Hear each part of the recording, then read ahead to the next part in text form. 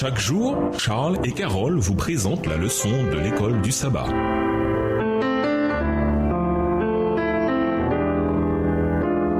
Bienvenue dans votre émission. Dieu nous parle.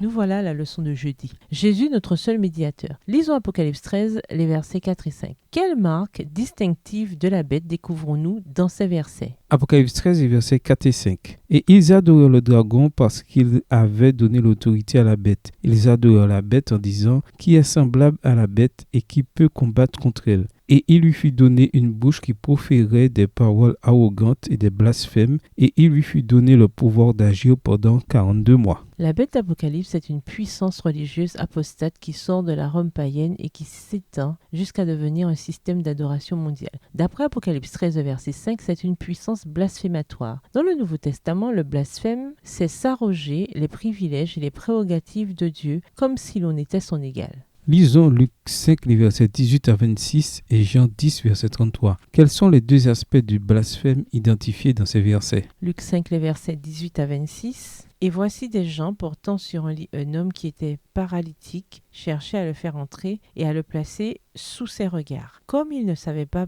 par où l'introduire, à cause de la foule, ils montèrent sur le toit et ils le descendirent par une ouverture avec son lit, au milieu de l'assemblée devant Jésus. Voyant leur foi, Jésus dit « Homme, tes péchés te sont pardonnés. » Les scribes et les pharisiens se mirent à raisonner et à dire « Qui est celui-ci qui profère des blasphèmes, qui peut pardonner les péchés, si ce n'est Dieu seul ?» Jésus, connaissant leurs pensées, prit la parole et leur dit « Quelle pensée avez-vous dans vos cœurs? Lequel est le plus aisé de dire, je reprends, lequel est le plus aisé de dire tes péchés te sont pardonnés ou de dire lève-toi et marche? Verset 24. Or, afin que vous sachiez que le Fils de l'homme a sur la terre le pouvoir de pardonner les péchés, je te l'ordonne, dit-il au paralytique, lève-toi, prends ton lit et va dans ta maison. Et à l'instant, il se leva en leur présence, prit le lit sur lequel il était couché et s'en alla dans sa maison, glorifiant Dieu. Tous étaient dans l'étonnement et glorifiaient Dieu. Remplis de crainte, ils disaient, nous avons vu aujourd'hui des choses étranges. Jean 10, verset 33. Les Juifs lui répondirent, ce n'est point pour une bonne œuvre que nous te lapidons,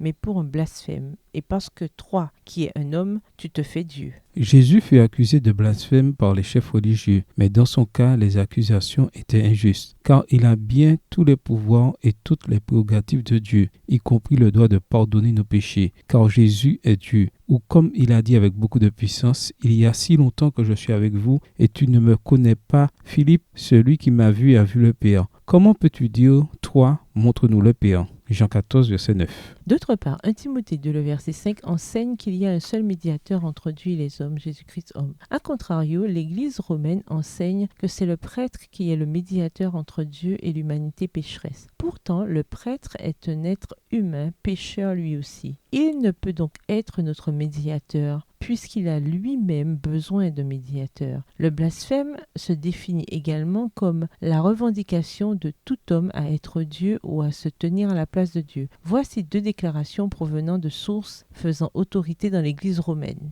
Le pape a une telle dignité et tellement exalté qu'il n'est pas un simple homme. Il est, pour ainsi dire, Dieu sur terre. Extrait de Prompta Bibliotheca, volume 6, page 25 à 29, écrit par Lucius Ferraris, papa. Le pape Léon XIII se vantait « Nous les papes détenons sur cette terre la place de Dieu Tout-Puissant ». Citation tirée de The Great Encyclical Letters of Pope Leo XIII, les grandes lettres encycliques du pape Léon XIII, à la page 193. Ces affirmations sont encore plus riches de sens quand on sait que le préfixe « anti », comme dans « antichrist », ne signifie pas toujours « contre », mais peut également vouloir dire « à la place de ». Ainsi, antichrist signifie également « à la place de Christ ». Quel blasphème en effet. Au revoir. Et à demain si Dieu veut. Dieu nous parle. Chaque jour, Charles et Carole vous présentent la leçon de l'école du sabbat.